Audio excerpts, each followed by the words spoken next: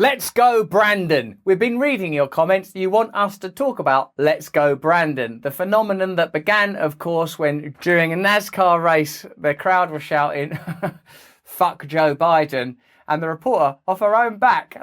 Because if you're a fan of football in England, there's a lot of expletives. The referee's going to get called a wanker. There's going to be a lot of aggressive, sweary, curse-laden chanting. Seldom do the commentators try to pretend that they're saying let's go Brandon or let's go anyone. Let's have a look at what happened, see if we can understand this phenomenon. And let's face it, it's yet another example of media bias and deception, albeit one that has been embraced and turned into a powerful meme and now a hip-hop #1. Thank you to all of our partners. Oh my God, it's just such an unbelievable moment. Brandon, you also told me, as you can hear the chants from the crowd, let's go, Brandon. Brandon, you told me you were going to kind of hang back those first two stages and just watch and learn. I never heard the words fuck Joe Biden more clearly than as it's being chanted by that NASCAR crowd right there. I wonder if it's like that she feels just a bit embarrassed about it. Oh my God, his name's Brandon. This is useful. I feel like she got some balls to try and make that work. And I also feel slightly sorry for Brandon, whose moment of triumph in NASCAR has been graffitied over by people's dissatisfaction with Joe Biden. What did you learn that helped you there in those closing laps? Oh my God, it was... Some people may express their disdain by shouting the words, let's go Brandon, just to get that rage off their chests. Other people will express their disapproval through that more proper funnel, the approval rating system. Here is that information for you. 8 months after Joe Biden's inauguration, his job approval rating has fallen 6 percentage points to 43%, the lowest of his presidency. Except for Donald Trump, every US president since Harry Truman has enjoyed a honeymoon period characterized by above average approval ratings upon taking office. Biden's recent slides in approval put him in the company of Trump and Bill Clinton, whose ratings were at or below Biden's current 43% at some point in the first 8 months of their presidency. But in a sense, all of these statistics, all of these presidents, all of this information operates within such a narrowly contained set of opinions and options that they're all ultimately irrelevant. No one is going to give you the power to run your own life, run your own community, opt out of a culture of commodification, give you the opportunity to live a life where you're connected to your own nature, inner and outer, explore who you really are, learn to liberate yourself from your conditioning, de-school yourself from the inundation of false information that you've faced your whole life. So in a way, even though those polls and those numbers are interesting, they're just details of our dissatisfaction with the system that can never really serve us. Learning how each line didn't stay to one, and everything shifted top to bottom so much that it was kind of like, okay, let's just stay patient where we're at and hope for the best. It doesn't even for the briefest of moments ever sound like people saying, let's go Brandon. I've seen all over our comments the let's go Brandon chant. It has been embraced by people quite clearly and I think justifiably, and it's a wonderful example of the way that culture can emerge quite organically and naturally, and it always has a little bit more juice and a little bit more fun about it. What does it tell us about contemporary politics? It tells us that there is not enough space for dissent, that the mainstream media favours a particular type of news reporting. You know me, my views lay way outside of the bipartisan red versus blue political spectrum.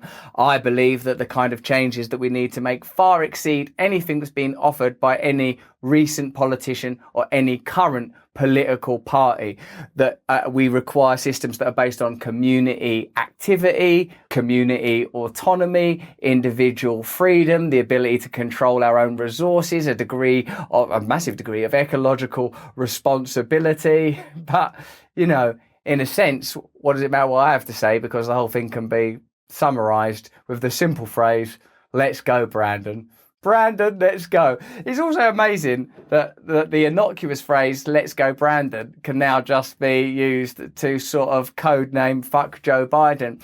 I suppose this is what happens if there is repression, if media spaces don't represent your views, if people don't talk openly and honestly. As a person that was sort of cynical about the Biden administration from the first place, even though, as you know, I'm not a fan of Republican politicians broadly, I'm not a fan of Donald Trump, even though I recognise recognise why a lot of you find him amusing. There was stuff that he said that for me is like difficult to come back from. What I recognise that you like is the confrontational, tipping up the table, populist, not static corporate speak of the kind of politicians that we've been offered in recent years. And it seems to me that the tragedy is that nothing's been learned from the conditions that led to Donald Trump in the first place. People are saying, oh wow, we're obviously going to need to change the way that our politics operates. We're going to have a transparent, open, trustworthy media. We're going to have politicians that know how to talk to people on a normal level. We're going to have to be honest about inequality. We're going to have a real vision for the American people or the British people or whatever people it is that we represent. We're going to have to make decisions that curtail the interests of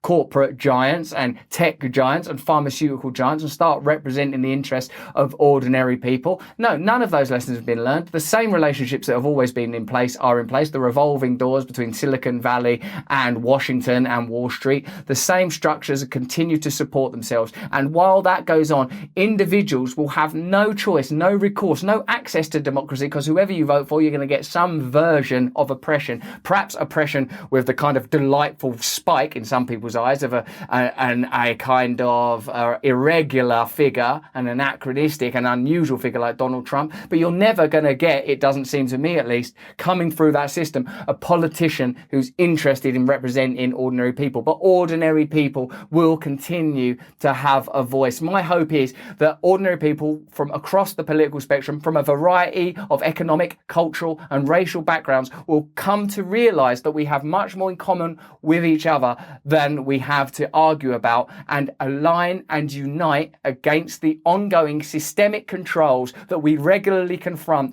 but never get to do anything about democratically, because that option is never on the table. Never get to see our views represented in the media, because that is not on the table.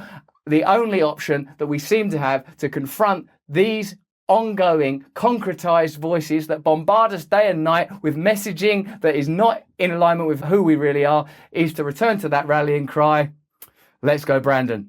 If you enjoyed this video and you have more things like this that you would like us to watch, you obviously could just tell us in the comments below, because we did this because you kept asking us to talk about it. So let me know what else you want to see us talk about. Give it a like, give it a thumbs up, share it around the place. And also, if you like this video, why don't you check this one out? If you want to have a little meditate, look at this saucy little guy. And if you want to subscribe here. Why don't you? In the meantime, stay free. Let's go Brandon.